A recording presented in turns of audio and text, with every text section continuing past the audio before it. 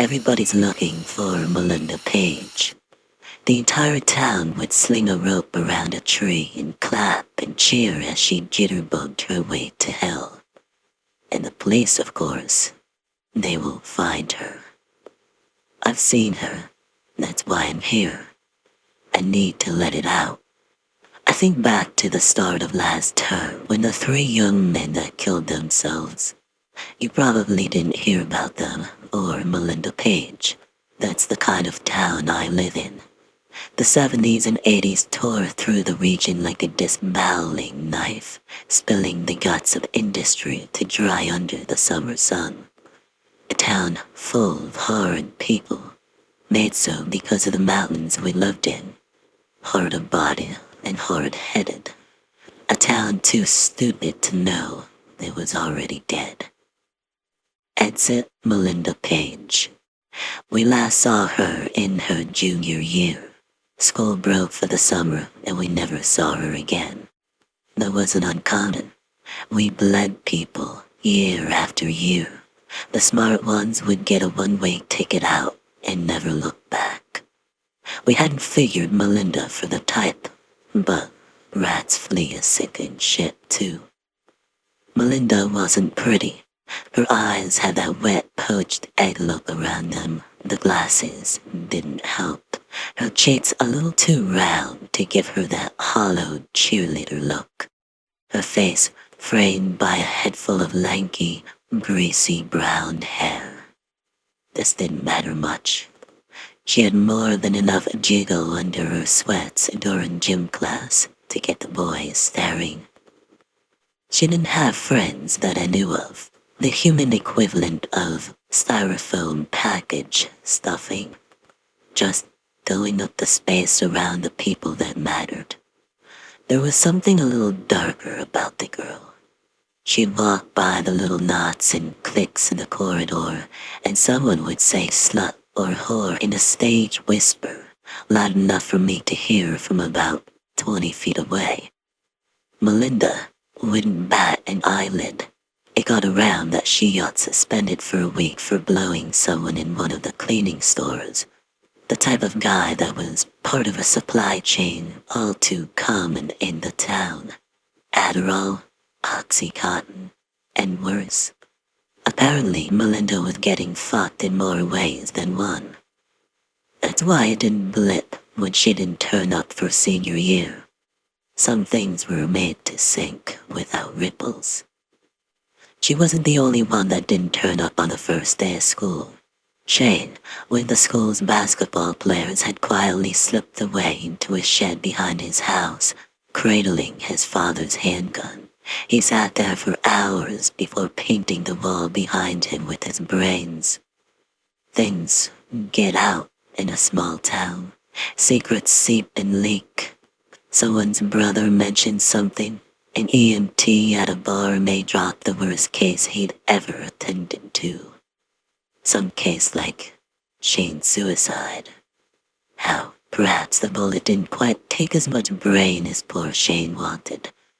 How Shane, his eye sockets filling up with blood, screamed, "She sees me," over and over, weeping scarlet tears till he repeated it one final time in an exhalation of spit and gore.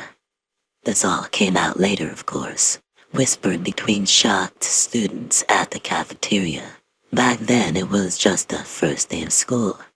Everybody moving up a year, swapping classes and lockers. My new locker bore the scars of some epithet scrawled in Sharpie and inexpertly scratched off, but could still make it out. The diary was sitting in the locker. A plain thing, paper-bound in fake leather. A diary was an anachronism, an oddity just like Melinda Page. In a world where people posted the shallowest thoughts on Facebook and Snapchatted glimpses of nipple to each other, there was something ancient and archaic about putting pen to paper. Something secret. The diary came off the rusty metal of the locker with a soft ripping sound. It had been gummed to the surface by a veneer of soda, a present poured down the locker by one of Melinda's fans. I shouldn't have taken it. Diaries are secret things. Some secrets are meant to be buried. Like Melinda Page. Where to start when it comes to her diary? It didn't say where she was. It left me with more questions than answers. Who is Melinda? Or what was Melinda?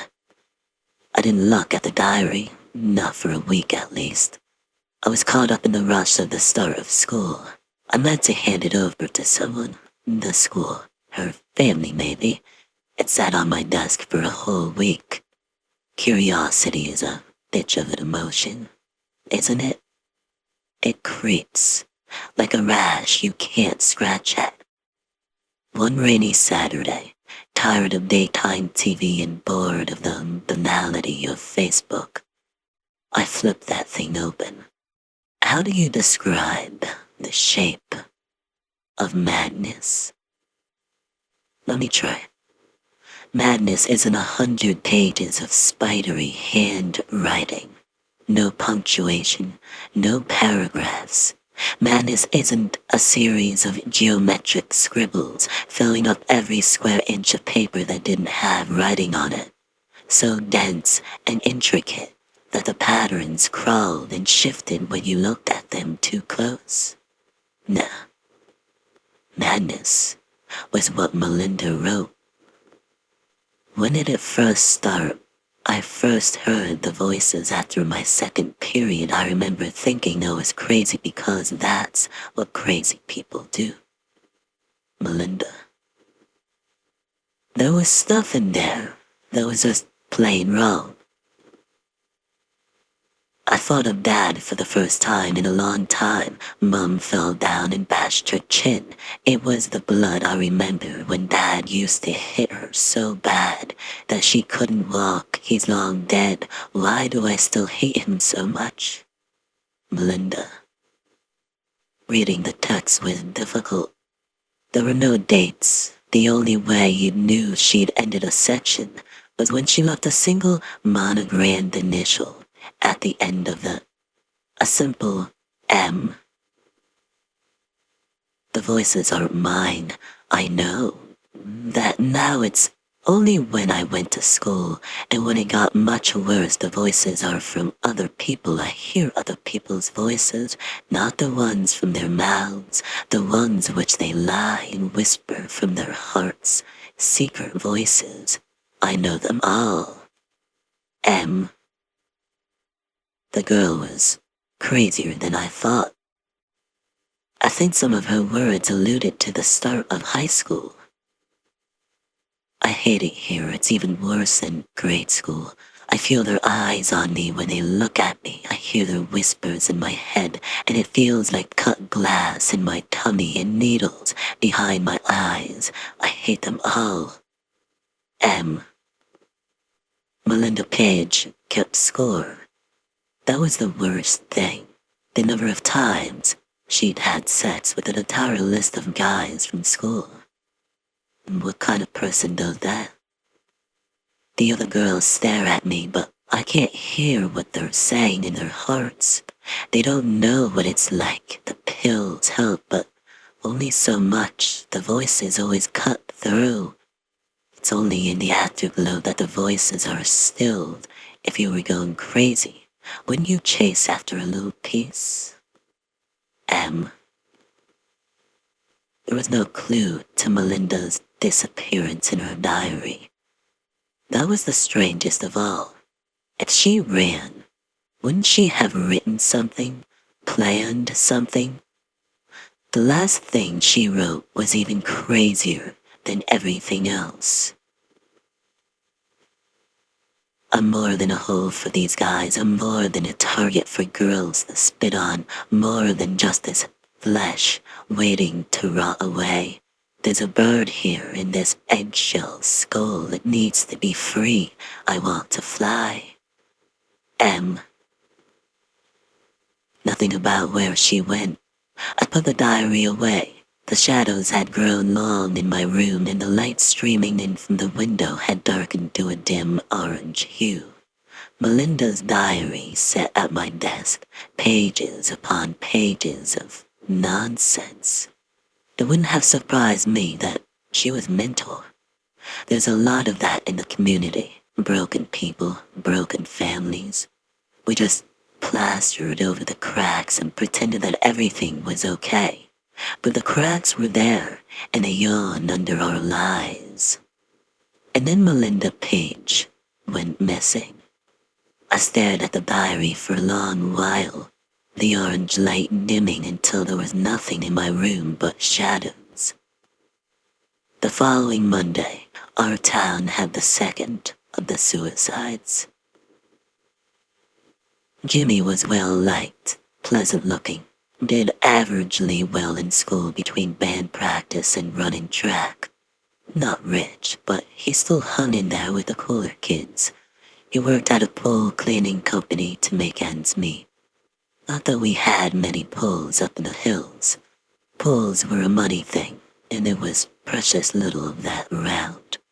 Pole cleaning means chemicals, stuff that you need to wear gloves to handle, not the stuff you chug. When they found him, the pole boy was spread-eagled on dry land, drowned in his own blood. He didn't die easy. He didn't die slow. He lasted long enough to scrawl, "She sees me," in his own blood. We spoke of this in hushed whispers in school. Nobody wanted to link the two tragedies.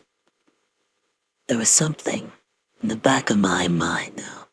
Something about Jimmy and Shane. I found it when I got back after school. I found it, and something else besides. Jimmy and Shane. Of course, the names were familiar. It was a small town, but I'd seen those two names together not long ago. They were both on Melinda's scorecard. There was something else inside that damned book when I flipped the pages, something that I hadn't seen when I read the diary cover to cover the day before. Past Melinda's last cryptic message was a single meaningless phrase, repeated over and over. 5 went up, 4 came down. There was new writing in Melinda's diary, a book that had been in my room all this while. There was no mistaking the spaghetti scrawl of her handwriting, or the little smudges across the paper from left to right. Melinda was left-handed, had been. My stomach rolled at the sight of the text. Melinda Page was missing. Maybe dead somewhere. Missing girls don't come to good ends around here. And yet, there was a first page of her handwriting in her diary. Had the words sprung forth from the paper, seeping out of the pristine white, like an old photograph developing? Even worse, was thinking that Melinda Page had somehow been in my room, sitting at my table, penning those words herself. Impossible. I had to swallow twice and taken a huge, shuddering breath before the nausea passed. I couldn't help but think of Melinda Page in the past tense. Something terrible must have happened to her, broken though she was. She would not have left without that diary. I shivered at the sight of it, still open to that fresh page of text, the edges stained with brown cola from some cruel prank. I had to get rid of it, but it deserved more than simply being tossed into the trash. There had to be a way. Melinda was gone, but her family was still here. I had to give it back. The Page house was on the outskirts of town, where homes were within the reach of even the poorest in our town. It was better than having a home on wheels, but not by much. Paint was peeling off the walls. One of the front windows had been broken and boarded up instead of being fixed. A collection of dust and dead insects had piled between the glass and the wood over the ears. I thumbed the doorbell twice. On the second time, the button got stuck and didn't pop back out. I rapped on the thin wooden door hard enough to bruise my knuckles. Getting Melinda's address hadn't been easy. She'd not made any friends in school. In the end, I went up to the school office and said that she'd left stuff in her locker, and I'd do the school a favor by bringing it straight to her home. The clerk at the office hesitated at giving me Melinda's address, but gave in eventually. It would have been easier than dealing with another piece of orphan property. My assault on the door was rewarded by a slow shuffle approaching. The door squealed open to reveal a stooped lady, her frizzy hair streaked through with gray. "Mrs. Page?" I asked.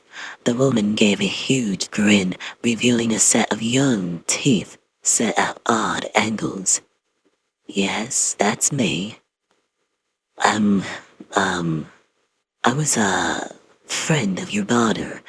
I found something of hers in her locker and came over to drop it off. Em is such a lovely name. Is it short for Emma?" I nodded and forced a smile. I hated the name. It was so old-sounding. Mrs. Page stepped out of the way and gestured at the open door. "Please, come in." I already had my fingers around the edge of the book, meaning to hand it over, and for her to leave my life forever. But curiosity bit again. Mrs. Page stepped into her home, the bright light of day rendering the interior almost inky dark. I followed behind, too eager to solve the mystery of Melinda Page. I wish I hadn't.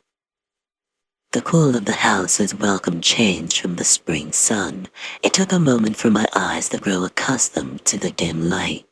The home was sparsely furnished, a threadbare sofa, the arms scratched and disfigured. The TV was old, even by the modest standards of where we lived. The wallpaper curled away from the walls, revealing pocketed plaster. Dust glinted as it drifted lazily in the stifling air. It wasn't the poverty that got to me. My family wasn't rich. It was the fact that I wasn't in a house. I was in a shrine. Every picture in the house was a single subject. Melinda Page. I felt the weight of her gaze from more than 24 photographs, like the little footfalls of insects on my skin. Pictures hung on the walls and frames on the tables. She was everywhere in that house. I shuddered and had made my way towards the kitchen behind Mrs. Page. "Have you been in contact with Melinda?" I asked the elder Page, trying to shake my unease off by breaking the silence. "No, but she's not far. She's never far from me. She'll be back." She gave me a lopsided grin, pulling up a chair by the dinner table in the kitchen. There were dark streaks of grease or worse down the back of the chair. I bit my lip and sat down. "Did you report it to the police?" "Oh, yes, had to be done. I'm sure she's all right. She's so clever and strong. So hard for a little girl to grow up without a father, you know. Emery, that's the late Mr. Page, killed himself when she was only 14. Can't say I missed him. He was a devil when he was a few drinks in. One day, he beat me to within an inch of my life. I'm talking eyes so swollen I couldn't even see. That day I guess all the bad just caught up with him all at once, so he sat here in the kitchen, had a beer and a cigarette and slit his throat from ear to ear. She drew one long dirty fingernail across her throat, all the while wearing that off-center smile. delivering her monologue in flat tone, almost a recitation. Melinda was right in the room too, hiding in one of the cupboards like she always did when he started up with his fists. Poor dear. Oh, where are my manners? I'm here to get you a drink. Mrs. Page walked over to the fridge while I sat, rooted to the chair. She had related the account of her husband's death with little more emotion than someone reading out a shopping list. It had been a mistake to come here. Nothing about Melinda Page made sense. Perhaps the girl was mad, but she was also surrounded by madness. I felt the same lightness in my belly that one got on top of a roller coaster just before the plunge. The old lady plucked a can of Coke from the fridge and set it down in front of me. The cheery red can bore a Christmas motif from 2 years before. It opened with a satisfying hiss. The can was warm, blood warm, even though it had just come from the fridge. I took a sip. It was flat, even though I could have sworn it was fizzing a moment before. Everything about this house was wrong. Mrs. Page, the pictures, the furniture, the food. Mrs. Page leaned in towards me, so close that I could smell her breath, sour and warm. She looked me in the eye. I don't worry, because I could still feel her out there. She sings me to sleep sometimes. 5 went up, 4 came down. 5 went up, 4 came down. 5 went up, 4 came down. She repeated it over and over. An idiot litany. I had to leave. The lights of the chair scraped on the stained floor as I stood. Mrs. Page struck then, her hands as fast as snakes, fingers digging into the soft flesh of my forearm. She pulled herself closer to me, still chanting that strange couplet. 5 went up, 4 came down. A thin trickle of blood leaked from one nostril. Her nails bit deep into my arm. I tugged backwards, but her thin frame masked a wiry strength I could not overcome. I was trapped. 5 went up, 4 came down. Our noses were almost touching. Her eyes had a dazed look about them, as though they were focused on something far away. Her voice got louder and louder, until she was nearly screeching the same thing over and over. 5 went up, 4 came down. Find me. With that, she let me go. I fell backwards into my chair so hard that it slid back several inches. My flailing arms had caught the can of Coke and sent a fan of the sweet drink across the table. Through it all, Mrs. Page just sat there, smiling her broken smile. I gathered my things and fled. Find me. Not find my daughter. Find me. The Page household was a faint outline in the distance, but words echoed in my head. Just who had I been speaking to? Melinda had grown up in a household where violence was as common and unpredictable as the storms we got in the mountains. She spent most of her time in school on drugs or with a growing number of young men. She was scared, broken. 5 people went up somewhere. Melinda, Shane, Jimmy. They were 2 of her favorites according to her diary. There were 2 more above them in her list, Cliff and Lucas.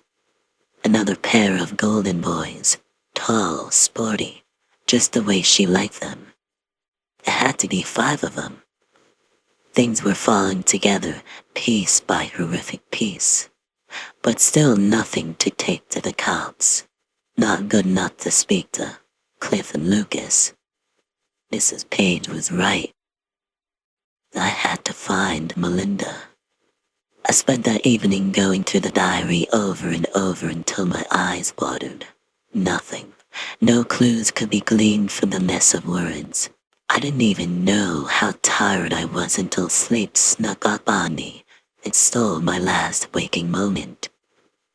I'll always remember that dream I had that night. I remember it better than the lunch I ate this afternoon. I knew I was dreaming right away. I knew that from the extra weight on my hips and the extra bounce under my t-shirt, I wasn't in my own body. There was a thunder cloud in my head, dark with flashes of light. There was a desert under my tongue. I knew that it had already taken a little something to calm the voices. I was meeting with Cliff today. I liked him more than the others. He had a car. Maybe we could go into the woods, somewhere a little quieter than usual. He led me to his car. There were 3 others there already. Lucas, Shane, Jimmy. Cliff pushed me into the car. One of the guys was on my left and the other was on my right. They were already slick with sweat. Not from the weather, which was still cool. I could smell it off them. Fear, excitement. The car filled with the musky animal stink of it as they crowded me in. I smiled at them, the cotton wool between my ears not letting me do much else. The car was unnaturally quiet. None of the banter, none of the jokes.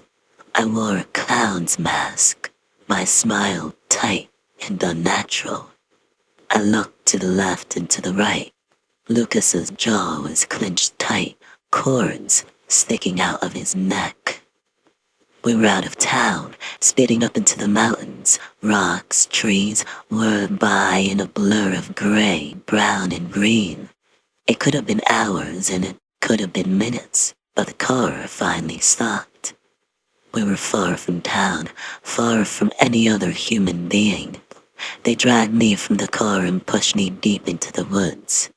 I thought to run, to flee, but the pills had slowed my thoughts to a glacial pace. We were in a clearing. Strong hands gripped my arms. They didn't need to. My limbs flailed with all the resolve of a pool noodle. I looked into Cliff's eyes. Sweet, beautiful Cliff. Always my favorite. He had something dark in his hands. With a flick of a thumb, a bright blade sprang from its sheath. It took me 10 full minutes to convince myself that I had been dreaming. My sheets were soggy with sweat, and I had to rub the feeling back into my arms where Melinda had been held. She'd been taken up into the mountains. 5 went up. She was still up there. Her diary was open on my desk. Last I remembered, it had been in my lap before sleep took me. Find me. It had been written in strokes so deep and savage that the paper had ripped under the pen. That familiar script, slanted and smeared in a way only a lefty would know. It couldn't have been me, not even in my sleep. I've been right-handed all my life. She had been here. She wanted to be found. And under those bold words, a series of numbers. Coordinates. She'd given me coordinates. Many things went through my mind as I searched for Melinda's clearing. That I was stupid. That I was crazy. I'd been getting so close to the dead girl that I'd finally joined her in her madness. Did I actually believe her diary? That she was some kind of mind reader or something more? And yet I was trudging through the forest, halfway up the mountains, surrounding the town. A nothing more than a feeling in my gut and a dead girl's diary. But there was a clearing, just like I'd seen in my dream. In the center of the clearing, there was a space where the rocks had been pushed aside and the grass was a little greener than the rest of the clearing.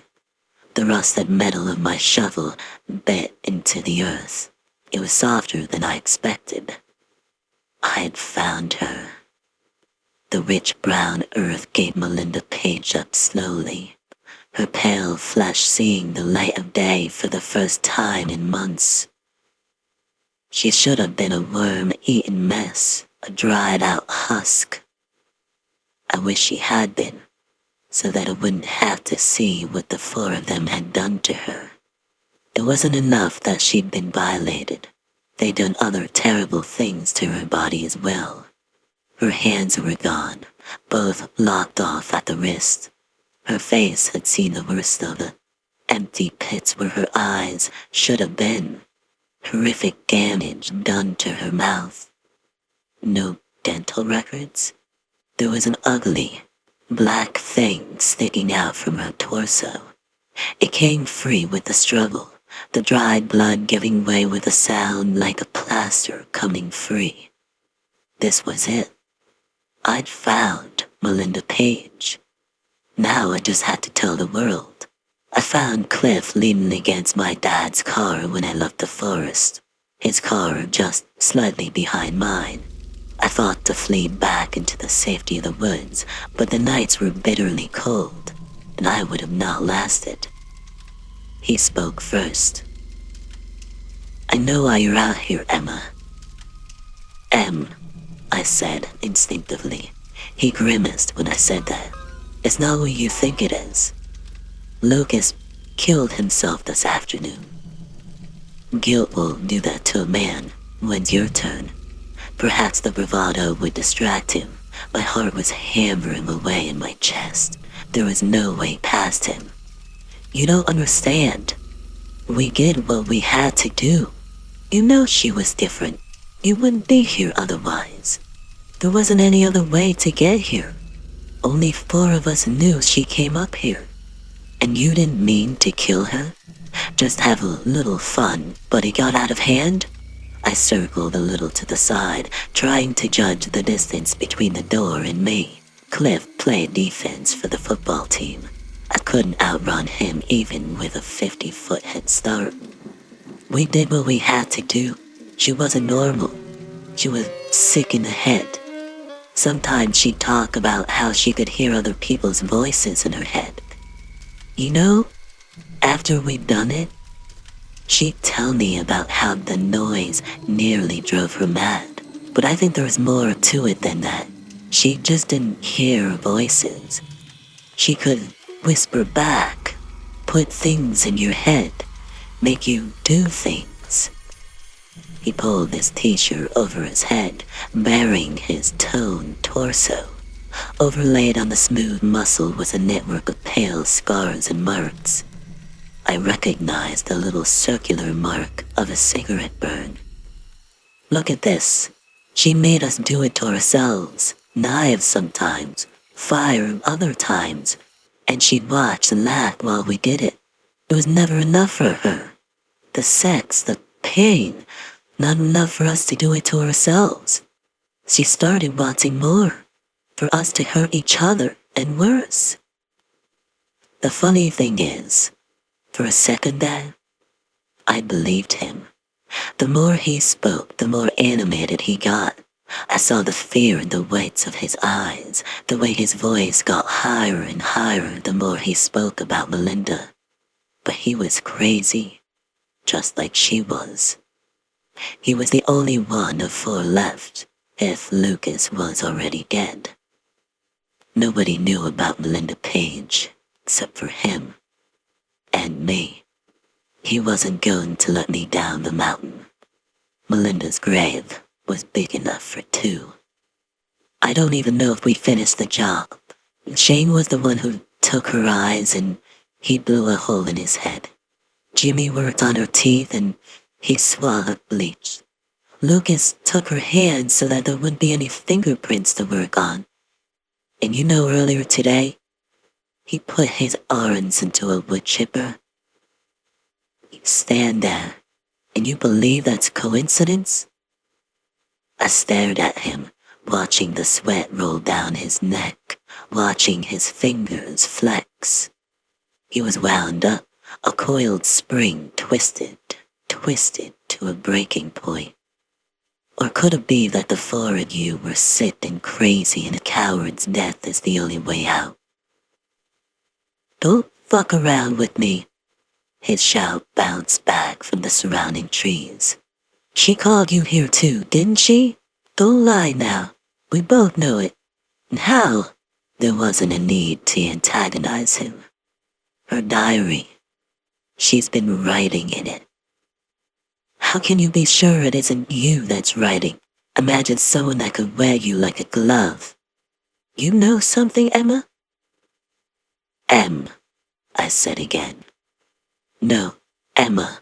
That's how you introduced yourself last year in chemistry. You've never called yourself M. Melinda wasn't just some girl. She's not just that mess rotting in the ground up there. There's something left of her. It got the three of us. It got to you. You've been too close to her. There was something in my pocket, digging against the flesh of my thigh. A slim block. Something that had been, until recently, sticking out of the chest of Melinda Page. My fingers closed around it. Found the little catch. Cliff took a step toward me. Cliff's murder would be whispered about for years. They found him strung up in the woods, a bloody mess, ribbons of his skin dangling off him. The coroner said that the massive blood loss had killed him in the end, which meant that he'd been alive all the while someone methodically killed him. There was a single subject, a hit on the fingerprints left on the knife stuck in his chest. A girl that had gone missing the year before, Melinda Page. Or at least, that's what the police thought they found. She'd made sure of that. She'd also made sure that Cliff had a signed confession, telling about how 5 people had gone up and only 4 had come down. There is a merciful blank in my memory from that day. I came to in my own bed, clean and changed. There was only the faintest trace of blood under my fingernails. She'd been thorough, but not thorough enough. Or maybe it was a reminder for me. They searched the woods but never found Melinda's body. If it were ever there in the first place, her diary I burned in the dirt without a marking. Life went on. There are 3 ways that town remembers the story of Melinda Page. They're all true. They are all lies. Ask the police. Melinda Page was a normal girl. She was brought up to the mountains and raped. The 4 young men tried to kill her and thought they succeeded, but they didn't. Guilt took them one by one until Melinda came back to finish the job and has been on the run ever since. Ask the dead boys. Melinda Page was a monster. She wormed her way into their skulls and whispered dark things in their minds until they hatched a plan to kill her. They thought they succeeded. They failed and the whispers continued, and they died for it. Ask me. Melinda Page was something special. She found another girl, a lot like her, and told her story in the only way she knew how. I'd like to think that she would have wanted me to write everything down. There's another story, one which floats in the dark moments when I'm alone. Like when it's just me and the murmur of the breeze and the thump of my heartbeat at night. That the 4 of them couldn't have hatched the plan without her knowing. That Melinda Page was more than just a corpse up in the mountains that refused to rot. That she'd always had a plan, a way to get out, and she'd tidied up all the loose ends. That she would never be far from me. M.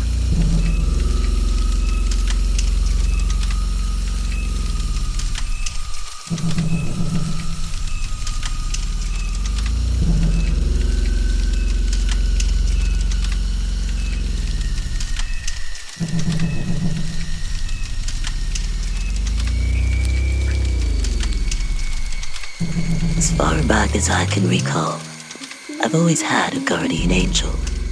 Nothing new since everyone has one, right? Her pearly white wings always blanketed me with their warm plumage while I slept, and her smile radiated in me a comforting familiarity. No one else can see her, but I'm certain all guardian angels are like that. When I turned 18, the normalcy in my life began to change. My parents sat me down and informed me that I would need to remain in my room for an unforeseen period of time. I didn't understand why this was necessary, but they assured me it would keep me safe. Being a good son, I agreed to their terms without question. A small door was installed at the base of the door to my bedroom, so my parents could deliver 3 meals a day to me through it. It was strange at first, but over time I accepted this as the norm. Even on my toughest days, at least, I had my guardian angel for company. My angel never spoke words to me. Instead, her facial and bodily expressions conveyed any and all messages meant for me to decipher.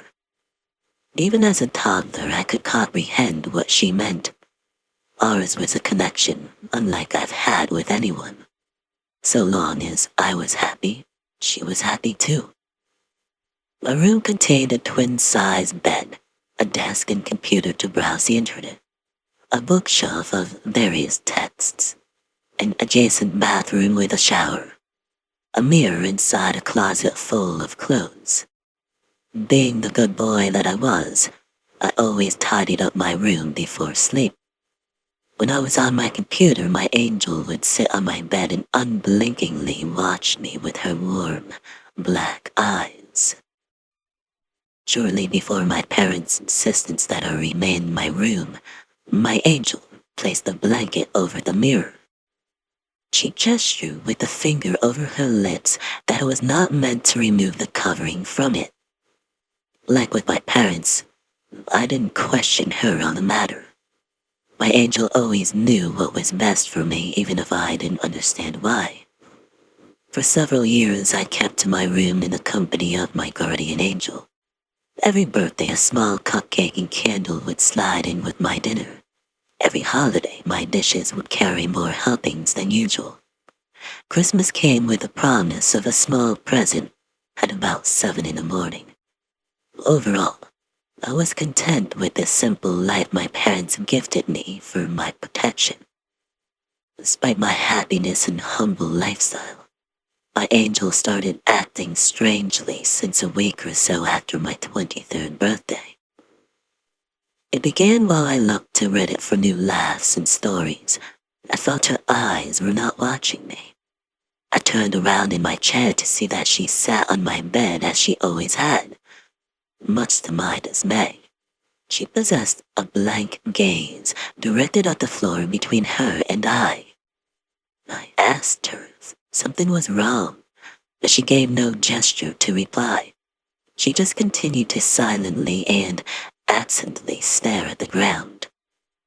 Later that night, as I prepared for sleep, she rose from her seat as she typically did. However, rather than wait for me to lay down so as to hold me in her wings embrace, she strolled to my closed closet door.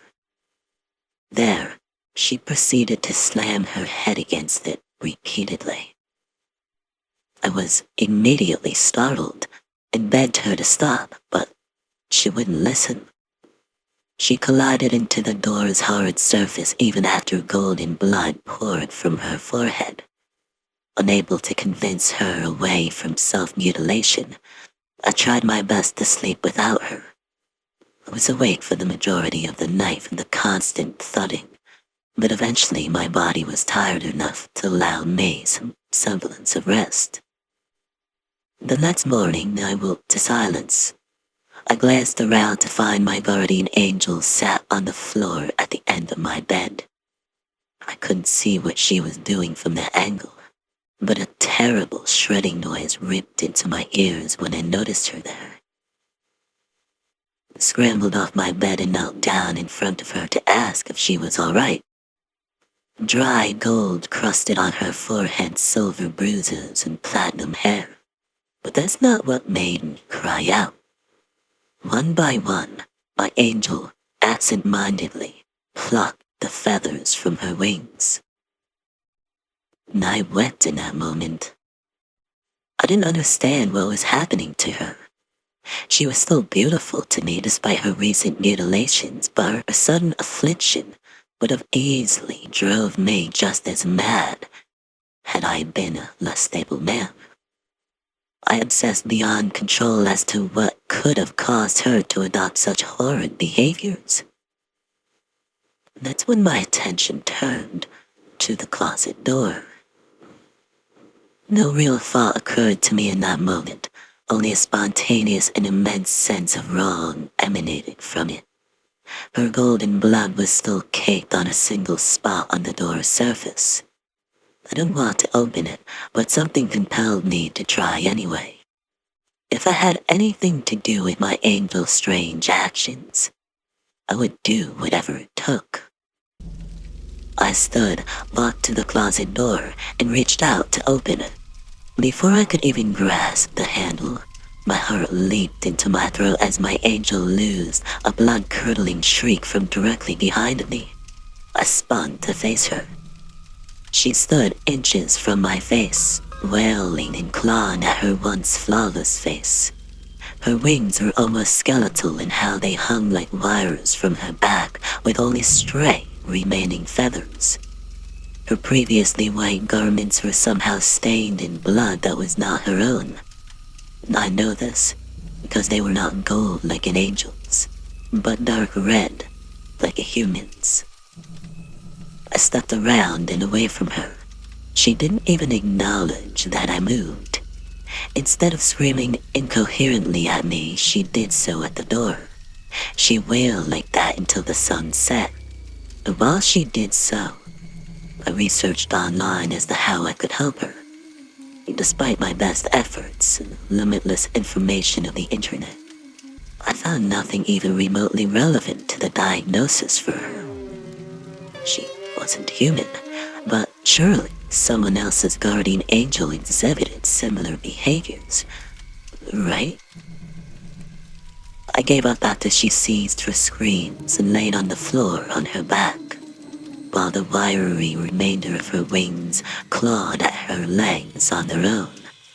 I lay down to feign sleep.